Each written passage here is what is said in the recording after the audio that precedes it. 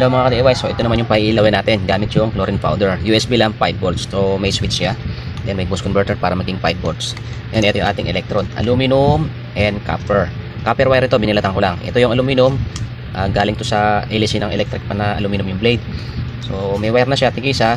Yung negative, yung aluminum, diretso sa boost converter. Ayun. Tapos yung copper, yung positive, pumunta sa switch para ma-on yung ating USB lang na 5 volts. Ngayon lalagyan ko siya ng chlorine powder. Yan. So tubig lang yon. Haluin natin ano, yan, mga ganyan. Tapos haluin lang.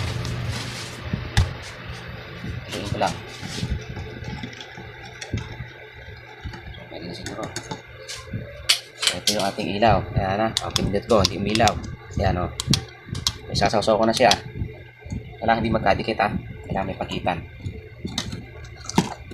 Ayun. Ngayon, pipindutin ko na.